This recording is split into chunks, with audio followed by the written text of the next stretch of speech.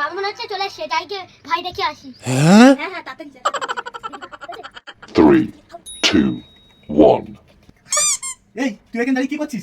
আমি খেলতে যাচ্ছিলাম, ওই তোমার সাথে দেখা হয়ে গেছে। খেলতে যেতে হবে না, চল ঘরে। তো এই জামাটা আমার খুব পছন্দ লেগেছে।